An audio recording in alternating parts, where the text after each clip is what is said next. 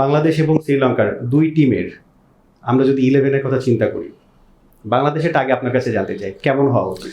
আমি একটা জায়গাতে পরিবর্তন চাই, considering the condition of Premadasa. আমি সেই জায়গাটা মানে কিন্তু ভালো করছে, but I want to go with Sheikh Mehdi Hasan inspired in the place of Mehdi Hasan Miraj. That's my personal opinion.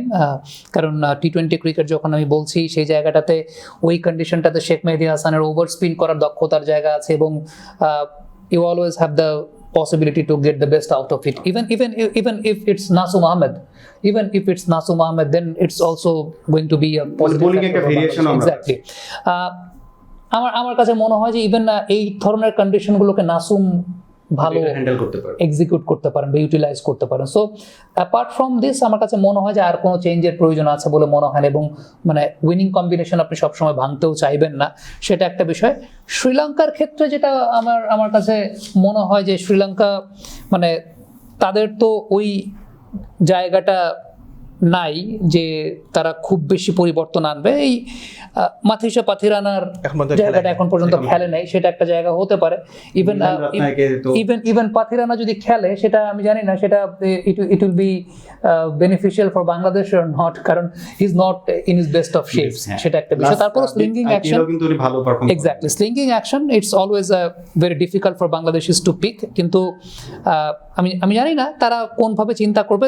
They have a very balanced line up, to be very honest. আপনি batting যদি চিন্তা করেন, exactly আপনি প্রথম নিশাঙ্কা, কুশল মেন্ডিস, সেই জায়গাটায় আসালাঙ্কা আছেন, but they have been very much concerned about Dinesh Chandimal. Dinesh চান্ডিমালের দুইটা টি-20 তিনি খেলেন নাই। সো সবকিছু মিলে আমার কাছে মনে হয় যে আবিষ্কা ফার্নান্দো রিপ্লেসমেন্ট দীনেশ চান্ডিমাল হলেও হতে পারে, but I don't think so. তারা কারণ Avishka Fernando is a proven customer. So আমার কাছে একটা জায়গায় মনে হয় যে বোলিংয়ে একটা ভ্যারিয়েশন আনতে গেলে তারা পাথিরানাকে একটা সুযোগ দিতে পারে কিনা। On the other hand Thushara কিন্তু ইনিশিয়ালি ব্রেক থ্রু এনে দিয়েছেন ইন বোথ দ্য ম্যাচেস, সেটাও একটা খুব গুরুত্বপূর্ণ বিষয়। বিনুরা ফার্নান্দো সেও ভালো করছেন, ভ্যান্ডারসি তাকে তো খেলাতে হবেই। সো শ্রীলঙ্কাতে খুব বেশি চেঞ্জের জায়গাটা আমি আসলে দেখি না। দে আর স্টিল ভেরি মাচ ব্যালেন্স। কিন্তু আসলে মানে অলরাউন্ডার হিসেবে খেলছেন, কিন্তু ওনার পারফরম্যান্স অতটা আমরা দেখতে পাই। দাসুন সানাকাও সেই জায়গাটায় আছে। সো লাস্টের দিন কিন্তু মোটামুটি উনি একটা ক্যারি করে নিয়ে যাচ্ছিলেন, ট্রাই করছিলেন আর কি। ভাইয়ের কাছে যদি জানতে চাও, আমি প্রথমে যদি বাংলাদেশ টিমের কথা বলি, আমি সামি ভাইয়ের সাথে একমত রিগার্ডিং হলো কি যে পরিবর্তনের জায়গা যদি আসে সেখানে আমরা মেহেদী হাসান মিরাজ, হ্যাঁ সেটার উনার পরিবর্তে আমরা সেখানে শেখ মেহেদীকে নিয়ে আসতে পারি। কিন্তু আমাদের যেটা বোঝার জিনিস, দুইজন কিন্তু আমরা সেম প্যাটার্নের প্লেয়ার দেখে বা সেম কন্ডিশন দেখে আমরা এভাবে চেঞ্জ করার পক্ষপাতি না। আপনি কনসিডার করতে হবে কি যে প্রেমাদাসার স্টেডিয়ামের সাইজ অনুযায়ী আপনার এখানে একটা কনসিডারেশন রয়েছে। প্রেমাদাসার স্টেডিয়ামে যেই সাইডে ম্যানুয়াল স্কোরবোর্ডটা রয়েছে, ব্ল্যাক কালার একটা ফেমাস স্কোরবোর্ড আপনারা দেখতে পারবেন, তো ওই সাইডে অ্যাকচুয়ালি বাউন্ডারি ডিস্টেন্সটা অ্যাপ্রক্সিমেটলি 68 মিটার। ওকে, সো 68 মিটার এবং সাইডে 75, অপর সাইডে 75, এবং হলো কি যে লেন্থে নিয়ার অ্যাবাউট 75 পাওয়াই যাবে। তো অবভিয়াসলি দেখা যাবে কি যে এই স্কোয়ার অফ দ্য উইকেটে এই জোনটাতে ব্যাটাররা ট্রাই করবে বেশি স্কোর নেওয়ার জন্য।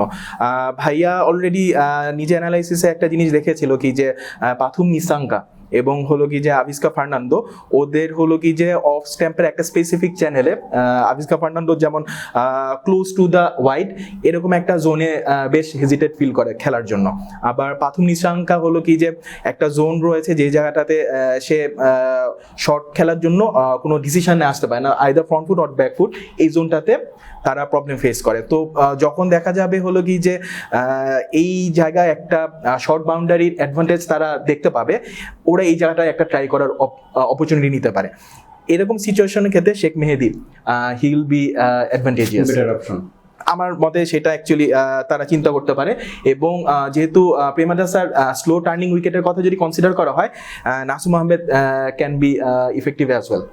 নাসুম আহমেদকেও চিন্তা করা যেতে পারে।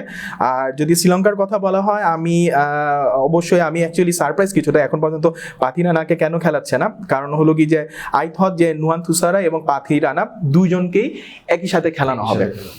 সো লেটস সি, যেহেতু রিসেন্ট ফর্ম অতটা ভালো না মেবি, সেই কারণে কনসিডার করা হয়নি।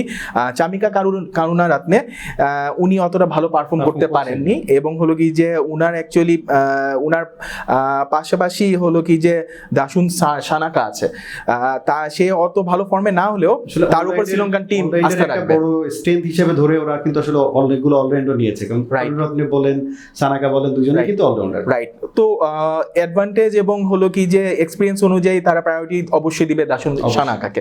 তো যদি পরিবর্তন হয় আমার মতে চামিকা কারুনারাত্নে তার পরিবর্তে পাথিরানাকে তারা আনতে পারে, বাট স্টিল ওদের স্কোয়াড ভেরি ব্যালেন্সড। ওরা লাস্ট ম্যাচ সিরিজ ডিসাইডার, আমার মনে হয় কি যে খুব এক্সাইটিং একটা ম্যাচ হতে যাচ্ছে ইনশাল্লাহ।